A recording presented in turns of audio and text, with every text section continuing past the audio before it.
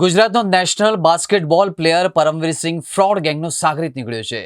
પરમવીર 6 વર્ષથી વધુ સમય ગુજરાત તરફથી નેશનલ રમી ચૂક્યો છે, જે ડિજિટલ એરેસ્ટ કરનાર ગેંગ માટે એકાઉન્ટ ભાડે લઈને નાણાં ટ્રાન્સફર કરતો હતો. સુરતના ગોળદોડ રોડના વૃદ્ધની 3 દિવસ ડિજિટલ એરેસ્ટ કરી 16.65 લાખ પડાવ્યા હતા.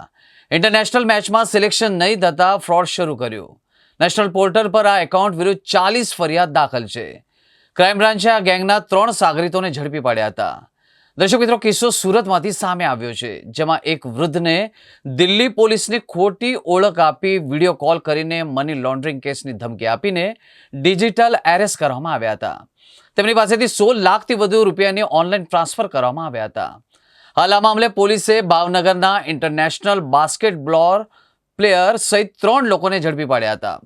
સુરતમાં રહેતા એક વૃદ્ધને વિડીયો કોલ કરીને દિલ્હી પોલીસને ઓળખ આપીને 2.50 કરોડ રૂપિયા મની લોન્ડરિંગ કેસ થયાનું કહીને 2 દિવસ સુધી ડિજિટલ એરેસ્ટ કર્યા હતા.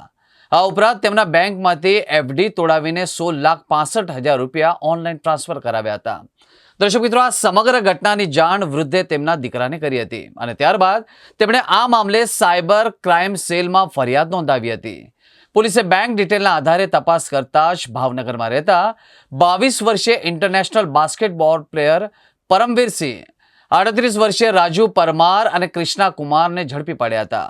ડિજિટલ એરેસ્ટનો શિકાર બનેલા વૃદ્ધના નાણાં અલગ અલગ એકાઉન્ટમાં જમા થયા હતા. મુખ્ય એકાઉન્ટ બિહારથી ઓપરેટ થતું હતું. ભાવનગરમાં જે એકાઉન્ટમાં નાણાં જમા થયા એ એકાઉન્ટમાં દેશના અલગ અલગ 18 રાજ્યોમાંથી પણ ઠગાઈનો ભોગ બનેલા લોકોના નાણાં જમા લેવામાં આવ્યા હતા. જે અંગે નેશનલ સાયબર પોર્ટલ પર 40 ફરિયાદ કરાઈ હતી.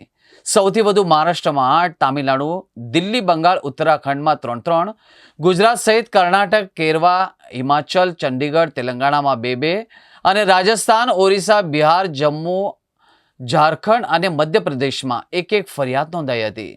પોલીસે આરોપીઓ પાસેથી 1 લાખ રૂપિયા રોકડા, 15 ડેબિટ કાર્ડ, 4 પાસબુક, 11 ચેકબુક કબજે કરવામાં આવ્યા હતા. સુરત શહેરમાં એક સિનિયર સિટીઝનને ફરીથી સાયબર ક્રાઇમ નામાં ડિજિટલ એરેસ્ટ નામથી 2 દિવસ સુધી ડિજિટલ એરેસ્ટ રાખી અને 16,65,000 જેટલા એમાઉન્ટ ટ્રાન્સફર કરાવવાની એક ફરિયાદ સુરત સાયબર સેલને મળી હતી. આ અનુસંધાને સુરત સાયબર ક્રાઇમની ટીમ દ્વારા ભાવનગરથી 3 વ્યક્તિઓની ધરપકડ કરવામાં આવી છે, જેમાં રાજુ ભરતભાઈ ઉર્ફે રાજુ ભીખાભાઈ પરમાર, કિશન કુમાર દિગંબર સન ઓફ દિગંબરભાઈ પટેલ અને પરમવીર સિંહ ઉર્ફે આસુ સત્તામસિંહ ટાક, આ 3 લોકોની ધરપકડ કરવામાં આવી છે. રાજુ પરમારે પોતાનું એકાઉન્ટ પૈસા કમાવા માટે કિશનને ભાડે આપેલું હતું. કિશન આ એકાઉન્ટ એક નેશનલ બાસ્કેટબોલ પ્લેયર છે પરમવીર સિંહ, જે અંડર 19માં 6 વર્ષ સુધી રમેલો છે, એમને આપેલું હતું. અને આને પરમવીર સિંહની ધરપકડ થતાં એમની પાસેથી અલગ અલગ બેન્કોની 11 જેટલી ચેકબુકો, 4 જેટલી પાસબુકો, અલગ અલગ ડેબિટ કાર્ડ 15 જેટલા મળ્યા છે. અને આ એકાઉન્ટ્સો ઉપર અત્યાર સુધી વેરીફાઈ કરતાં 40થી વધુ NCCRP પોર્ટલ ઉપર ફરિયાદ છે. આમ જે એક સિનિયર સિટીઝનને તમારા એકાઉન્ટમાં 2.5 કરોડ જેટલો ફ્રોડ થયો છે, મની લોન્ડરિંગનો કેસ થશે એવી ધમકી આપી 2-2.5 દિવસ સુધી આ લોકોને સિનિયર સિટીઝનને ડિજિટલ એરેસ્ટ કરવાનું નામે એમની પાસેથી 16.5 લાખ રૂપિયાનું ફ્રોડ થયો હતો. આ લોકોની 3ની ધરપકડ કરી અને વધુ આગળ તપાસ ચાલુ છે. ફરીથી એકવાર તમામને અપીલ કરીએ છીએ કે કોઈ પણ CBI, પોલીસ, ED કોઈ પણ ના નામે અને ડિજિટલ એરેસ્ટ જેવો કોઈ વર્ડ્સ પણ નથી, કોઈ પોલીસ આવી ધરપકડ કરતી નથી.